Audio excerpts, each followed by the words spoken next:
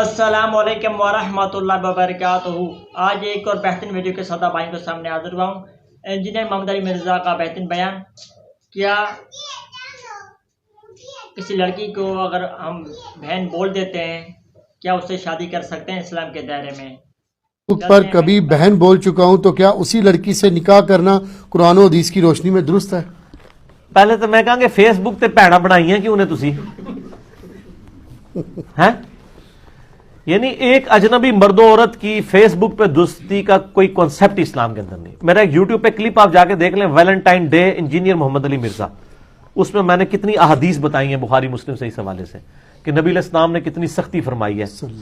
بخاری و مسلم میں حدیث موجود ہے جہاں پہ دو اجنبی مرد و عورت ہوتے ہیں، تیسرا شیطان ان میں ہوتا ہے۔ اس کا یہ مطلب نہیں کہ علیحدہ کمرے میں ہو۔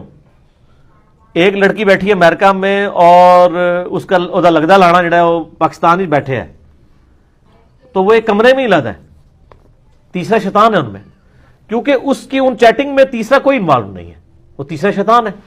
تو فیس بک کی یہ دوستیاں ہی بنفس نفیس خود ہی حرام ہے۔ باقی شرعی مسئلہ یہ ہے کہ اگر کسی نے کسی کو بہن کہہ بھی دیا تو قرآن پاک میں اس کے بارے میں سورۃ الاحزاب میں آیات نازل ہوئی ہیں کہ جن کو تم اس طریقے سے بیٹا بول دیتے ہو یا بہن بول دیتے ہو، یہ رشتے تمہارے حقیقی نہیں بنتے ہیں۔ اور یہ عرب میں بھی رواج تھا، وہ زید ابن محمد کہا جاتا تھا زید ابن حارثہ کو، یہ وائس ابین ان کا نام قرآن میں آیا ہے۔ تو اللہ نے اس رسم کو توڑنے کے لیے زید ابن حارثہ نے جب اپنی بیوی کو طلاق دی سیدہ زینب کو، تو نبی علیہ السلام کی شادی کروا دی اسی عورت کے ساتھ، اور کہا یہ اس لیے کیا ہے تاکہ یہ رسم توڑی جائے کہ منہ بولا بیٹا بیٹا نہیں ہوتا۔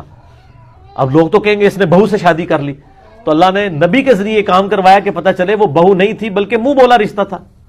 تو منہ بولا بہن بھائی کوئی رشتہ نہیں ہوتا۔ اگر آپ نے کسی کو بہن کہا تھا اور اب آپ یعنی اس کے ساتھ شادی کرنا چاہتے ہیں تو کوئی مسئلہ نہیں ہے، اور بلکہ اسی کے ساتھ آپ دوبارہ شادی کریں جس کو آپ نے مطلب اگر اس طرح دوستی میں پھنسایا ہوا ہے۔ بعض لوگ دوستی میں پھنسا کے شادی کہیں اور کرتے ہیں، کام ڈالی رکھتے ہیں، کہتے ہیں یہ تو ٹائم پاس ہے، ہماری بیوی تو بڑی نقاب والی بڑے پردے والی ہونی چاہیے۔ تو جو آپ کے جو کرتوت ہیں وہ تو اس قابل نہیں ہے۔ وہ تو سورہ نور کے اندر آیا نا، خبیث مردوں کے لیے خبیث عورتیں اور پاکیزہ مردوں کے لیے پاکیزہ عورتیں ہونی چاہیے۔